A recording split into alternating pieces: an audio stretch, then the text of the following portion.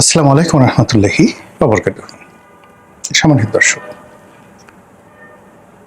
বাংলাদেশের ক্ষমতার পট পরিবর্তনে মার্কিন যুক্তরাষ্ট্রের যে ডিপ স্টেট পলিসি, এটি এখন রীতিমতো ওপেন সিক্রেট। কারা কারা ডিপ স্টেটের এজেন্ট, কারা কারা ডিপ স্টেটের মাস্টার মাইন্ড, কারা কারা ডিপ স্টেটের সুবিধাভোগী এবং শত্রু, এটিও এই সমাজে রীতিমতো ওপেন সিক্রেট। বাংলাদেশের রাজনীতিতে এখন যারা আছেন তাদের মধ্যে কাকে কাকে বা কোন দলকে আমেরিকা বেশি পছন্দ করে এবং কেন কি কারণে আমেরিকা কাউকে অপছন্দ করে, এটিও এখন মোটামুটি বোঝা হয়ে গেছে। আমেরিকাকে তৈল মর্দন করা, তাদেরকে রাজি খুশি করে কোন একটি প্রাপ্তি হাসিল করা, এটি কতটা কঠিন, কতটা নির্মম, এবং তাদেরকে একটু সোজা রাখা, এটা এই মুহূর্তে ধরেন ইউরোপীয় ইউনিয়ন তাদের বিশ্বস্ত বন্ধু অ্যাজ এ হোল, তারপরে ব্রিটেন, ফ্রান্স, এ সকল রাষ্ট্রের দিকে তাকালেই বোঝা যায় যে অশান্ত আমেরিকা, অশান্ত ট্রাম্প, অস্থির মার্কিন রাজনীতি, এদের সঙ্গে আসলে তাল মেলানো সম্ভব নয়। এই ভিডিওটা যখন আমি করছি, ঠিক সেই সময়টাতে যেটা প্রধান খবর সেটা হলো প্রবলভাবে আবার আমেরিকা আক্রমণ করেছে ইরানে। ইরান আবার আমেরিকার বিভিন্ন 80টি স্থাপনা আক্রমণ করেছে। মধ্যপ্রাচ্যে তাদের যে স্থাপনাগুলো রয়েছে সেখানে আক্রমণ করেছে। যুদ্ধ পরিপূর্ণ ধাপে আবার শুরু হচ্ছে। এই ভিডিও যখন করছি তখন ডোনাল্ড ট্রাম্পের ঘোষণা আজ রাতে, আমি ভিডিওটা করছি 8 তারিখ সন্ধ্যাবেলায়, তো আজ রাতে ভয়াবহ আক্রমণ চালানো হবে ইরানের উপর। ইরানও তাদের সর্বশক্তি দিয়ে যুদ্ধ করার জন্য মানসিকভাবে প্রস্তুতি নিয়ে আছে।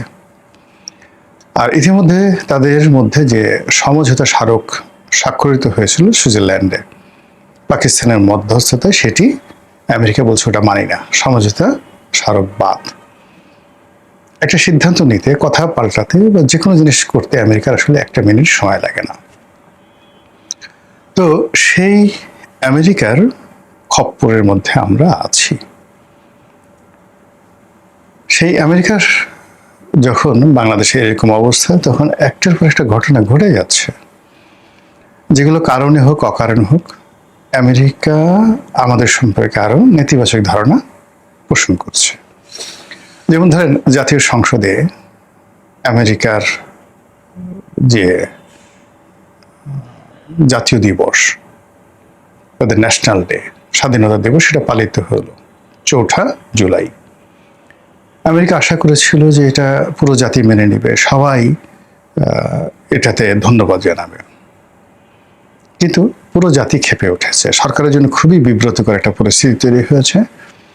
এবং এখন মার্কিন যুক্তরাষ্ট্রের যে রাষ্ট্রদূত রয়েছে ব্রেন্ট ক্রিস্টেনসেন, তিনি এতটা অজনপ্রিয় হয়ে পড়েছেন যে তার সঙ্গে কারো ছবি দেখলে, কারোর সঙ্গে খাতির হলে, বা তিনি কারো বাসায় গেলে, বা কোনো মন্ত্রী এমপি তার সঙ্গে গেলে আলটিমেটলি সেই লোকটি ট্রলের শিকার হচ্ছে। একটা সময় আমেরিকার সঙ্গে একটু সম্পর্ক থাকলে, খাতির থাকলে, প্রশাসন থেকে শুরু করে সব জায়গাতেই মানুষজন একটু পাত্তা দিত।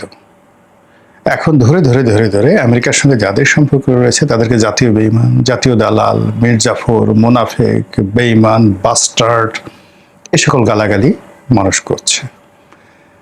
এবং আর কদিন পর আপনি দেখতে পারবেন যে আমেরিকার যে সমস্ত সিনহেতুর লোকজন আছে, তারা কোনো অবস্থাতেই বডিগার্ড ছাড়া এই শহরে একাকে হাঁটতে পারবেন না। জনগণ তাদেরকে লাঞ্ছিত, অপমানিত করবে। এবং এই জিনিসগুলো যখনই হচ্ছে তখন আমেরিকা আরো বেপরোয়া হয়ে যাবে এবং তারা সব দোষ ক্ষমতাধর যারা লোকজন আছে তাদের উপর চাপাবে যে তোমাদের কারণে আজ আমাদের এই অবস্থা, তোমরা ঠিক মতো আসলে আমাদেরকে হ্যান্ডেল করতে পারোনি। তো দেখুন যে এই যে একটা অবস্থা, সেই অবস্থার মধ্যে সরকার বিভিন্ন সময় যে সিদ্ধান্তগুলো নিয়েছে, সেই সিদ্ধান্তগুলো গত 4 মাসে মূলত তাদের পক্ষে যায়নি, আমেরিকারও পক্ষে যায়নি, কিন্তু আমেরিকা যার কারণে তাদের প্রতি বিরক্ত হয়ে পড়েছে। এই যখন অবস্থা, আমরা বাইরে থেকে বুঝতে পারছি, সরকারের ভিতরে যারা লোকজন আছেন তারা হয়তো আন্দাজি করতে পারছেন না। তখন হঠাৎ করে দেখা গেল যে আমাদের রাজনীতির যে ভাগ্য আকাশ, এখানে ডক্টর মোহাম্মদ ইউনূসের আবার অভ্যুদয় হলো। তিনি বেশ কিছুদিন নীরবে ছিলেন, নিভৃতে ছিলেন, 2বার দেশের বাইরে গেছেন, অনেকটা ম্রিয়মাণ হয়ে গেছেন। আমরা ধরে নিয়ে এসেছিলাম তিনি আর হয়তো বাংলাদেশে আসবেন না। তার বিরুদ্ধে বেশ কয়েকবার মামলা করার জন্য বিভিন্ন পক্ষ থানায় ঘোরাফেরা করেছে, এখনো করছে। কোর্টে মামলা দায়ের করা হয়েছে, খারিজ করা হয়েছে, কিন্তু আরও মামলা করার জন্য মানুষজন ঘুরছে। তার প্রধান প্রতিষ্ঠান গ্রামীণ ফোন, সেই গ্রামীণ ফোনের সাবেক কর্মকর্তা কর্মচারী যারা আছেন, প্রেজেন্ট যারা আছেন, তারা প্রায় 30,000 কোটি টাকার দাবিতে সেখানে আন্দোলন করছেন। তো এই যে সমস্যাগুলো, সেই সমস্যাগুলো আসলে এই পর্যায়ে শেখ হাসিনার জামানাতে ডক্টর মোহাম্মদ ইউনূসের ছিল না, কিন্তু এখন সেই সমস্যাগুলো তার বেশি হয়ে গেছে। এখন তার বিরুদ্ধে যে সকল অভিযোগ, মানে শেখ হাসিনা যে অভিযোগ করেছিলেন এটা ম্যানেজেবল ছিল। সেটা হলো তার গ্রামীণ কমিউনিকেশনে কিছু কর্মকর্তা কর্মচারী মামলা করেছিল যে তাদেরকে 5% সার্ভিস বেনিফিট দেওয়া হয়নি। এটা তিনি 240 কোটি টাকা বা এরকম কিছু একটা টাকা দিয়ে নেগোসিয়েশন করার চেষ্টা করেছিলেন। হয়তো এটা আর একটু বেশি দিলে আরও হয়ে যেত সামহাও। বা শেখ হাসিনা তার বিরুদ্ধে যে মামলাগুলো দিয়েছিলেন এতে তার কিছুই হতো না। কিন্তু এখন তার মাথার উপর যে সকল খড়গ, যে সকল অভিযোগ, যে সকল মামলা মানে ঘূর্ণিপাক খাচ্ছে, তো সেখানে আসলে তার শীত হয়ে পড়ে যাওয়ার কথা, কিন্তু সেটা হলো না। তিনি যেটি হলেন, সাম্প্রতিক সময় দেখা গেল তার একটা জন্মদিন ছিল বোধহয়, 88 বছর এরকম বার্ষিকী জন্মদিবস, সেই উপলক্ষে একটা অনুষ্ঠান হলো। সেই অনুষ্ঠানে তিনি নাচলেন, সবার সঙ্গে নাচলেন, এবং সেই অনুষ্ঠানে তার যারা সহযোগী ছিলেন, এনসিপি যারা নেতৃবৃন্দ, তাদেরকে তিনি নাটকীয়ভাবে দাওয়াত করলেন, পরিচয় করে দিলেন ভিন্ন ভিন্নভাবে। আসিফ মোহাম্মদ সজীব ভুঁইয়াকে ভিন্নভাবে উপস্থাপন করলেন, নাহিদ ইসলামকে আলাদাভাবে এনলাইটেন করলেন, হাইলাইট করলেন। এই সব মিলিয়ে তার যে এই নাচানাচি, এটি জনাব তারেক রহমান সাহেবের জন্য অশনীয় সংকেত। লিখে রাখেন। প্রথমত আমরা সবাই জানি যে ডক্টর মোহাম্মদ ইউনূসের সঙ্গে লন্ডনে একটা ভালো বৈঠক হয়েছিল। তারপর আমরা অনুমান করেছিলাম যে সেই বৈঠকে একটা সমঝোতা হয়েছিল।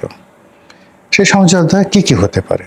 সেই সমঝোতা হতে পারে এনসিপিকে রাজনীতিতে পুনর্বাসন করা, ডক্টর মোহাম্মদ ইউনূসকে প্রেসিডেন্ট বানানো, জুলাই সনদ বাস্তবায়ন করা, ইত্যাদি ইত্যাদি আরো অনেক কিছু। তো সেগুলো হলে হয়তো এনসিপি, ডক্টর ইউনূস, আমেরিকা, তাদের সঙ্গে যে একটা ভারসাম্যপূর্ণ সম্পর্ক সেটি সরকারে থাকতো, কিন্তু তারেক রহমান সাহেব এবং বিএনপির কোনো ক্ষমতা থাকতো না। এবং এখন এই জিনিসগুলো যে মান্য করা হয়, মানে বাংলাদেশে সবাই আবার ডক্টর মোহাম্মদ ইউনূসমুখী হবে। আমাদের দেশে ক্ষমতা যার হাতে, তার পিছনে মানুষজন ঘুরে। তখন বিএনপি ছেড়ে মানুষজন জামাতের পিছিয়ে ঘুরবে, এনসিপির পিছিয়ে ঘুরবে, ডক্টর মোহাম্মদ ইউনূসের পিছিয়ে ঘুরবে, এবং তারেক রহমান সাহেবের বাসায় কেউ যাবে না। সব ডক্টর মোহাম্মদ ইউনূস যদি প্রেসিডেন্ট হন, সবাই তখন প্রেসিডেন্ট ভবনে, মানে বঙ্গভবনে গিয়ে ভিড় করবেন। এটা হলো স্বাভাবিক। এটা তো বিএনপি বুঝে। একটা সাধারণ তেলাপোকা যদি বুঝে, বিএনপি কেন বুঝবে না? ফলে কি হলো, এই মূল যে বেসিক এবং ফান্ডামেন্টাল যে জায়গাগুলো, সেই জায়গাগুলোতে বিএনপির সঙ্গে, আমেরিকার সঙ্গে, তারপর জামাতের সঙ্গে, এনসিপির সঙ্গে এবং ডক্টর মোহাম্মদ ইউনূসের সঙ্গে একটা ফাটল তৈরি হয়েছে, দূরত্ব তৈরি হয়েছে। যেহেতু বিএনপি ক্ষমতায় আছে এবং তার একটা বিরাট সংগঠন রয়েছে, সেই সংগঠনের কারণে এই বিষয়গুলো টের পাওয়া যাচ্ছে না, কিন্তু চক্রান্ত চলছে সর্বোচ্চ লেভেলের। আর তারই ধারাবাহিকতায় যেটা বললাম যে অনেকগুলো সমস্যা থাকা সত্ত্বেও doctor Mohammad Yunus could jump, could dance at the age of 88 years. 88 বছর বয়সে তিনি লম্ফ দিতে পারেন, জম্প দিতে পারেন, এবং তিনি হাসতে পারেন এবং নাচতে পারেন।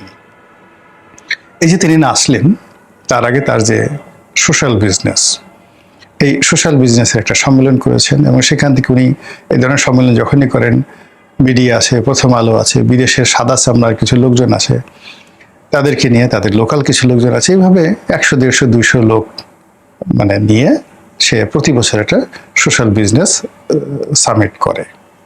এই বছর সেটা করেছে। করার পরেই আবার তার জন্মদিবস পালিত হলো, মানে সব প্ল্যান করে আবার সেই জন্মদিবসে এনসিপিকে ডাকা হলো। এবং এই যখন ঘটনা ঘটছে তখন যেটা হলো, আমেরিকা বেঁকে বসছে। আপনি দেখেন যে আমাদের রাজনৈতিক যারা নেতৃবৃন্দ রয়েছে, জামাতের লোক গেল, তারপর অন্যান্য যে সকল ইসলামপন্থী লোকজন আছেন, এনসিপির লোকজন আছেন, স্পিকার আছে, তারা সবাই মিলে ইরান গেলেন। অথচ ইরান যখন চেয়েছিল যে তাদের নেতা আয়াতুল্লাহ আলী খামেনি মারা গেলেন, শোক বইতে একটা স্বাক্ষর করবে, এই স্বাক্ষর করার লোক বাংলাদেশে তারা খুঁজে পাচ্ছিল না, এবং এই অভিমানে ইরান বাংলাদেশের একটা জাহাজকে আটকে রেখেছিল পুরোটা সময়। তো সেই ইরান মানে সরকারের যারা লোকজন তারা মনে করেছে ইরান একেবারে পার্মানেন্টলি জিতে গেছে, কাজেই তারা ইরানের সাথে খাতির করার জন্য দৌড় দিল সবাই। ফিরে আসতেই ইরান আক্রমণ করে বসছে আমেরিকা। ভাগ্য ভালো যে বাংলাদেশে যারা লোকজন আছে তারা চলে আসছে, যদি তারা ওখানে আরো কয়েকদিন থাকতেন, সে ইরানি বাগান, ইরানি খুশবু, গোলাপের স্বাদ নিতেন। এই যে এখন যেভাবে আক্রমণ করছে, তাদের ওখানে আটকে থাকতে হতো, এবং এক একজনের দেখতেন যে ওরে বাবা গো, ওরে মা গো, কান্নাকাটি কাকে বলে। তাদের কান্না দেখলে আপনাদের চোখের পানি রাখতে পারতেন না। তো এই যে তারা গেল, এটা আমেরিকা ভালোভাবে নেয়নি, কোনোভাবে ভালোভাবে নেয়নি। ফলে কি হচ্ছে, আমেরিকা আবার চিন্তা করছে যে ডক্টর মোহাম্মদ ইউনূস এত ভালো ছিল, এবং যেভাবে সে তাদের জন্য ঝুঁকি নিয়ে একটা চুক্তি করে ফেলেছে, যেভাবে বিএনপির মতো একটা দলের হাতে ক্ষমতা দিয়ে, এই যে এখন বিএনপির কোনো কারণে যদি ক্ষমতাচ্যুত হয়, সারা বাংলাদেশে যেভাবে চাঁদাবাজি বেড়ে গেছে, যেভাবে অর্থনৈতিক দুরবস্থা দেখা দিয়েছে, বিএনপির ইমেজ যেভাবে ক্ষুণ্ণ হয়েছে, সেক্ষেত্রে বিএনপির কোনো দুঃসময় একটা শব্দ করার মতো বাংলাদেশে কোনো লোক নেই।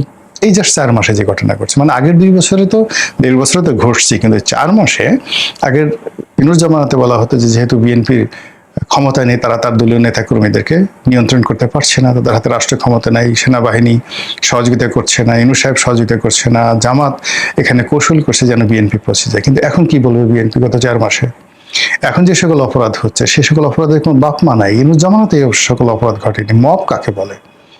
ফলে কি হলো, এই কাজগুলোর সঙ্গে যে পশ্চিমাদের একটা চক্রান্ত নেই, গ্রিন সিগন্যাল নেই, এটা কিন্তু বলা যাচ্ছে না।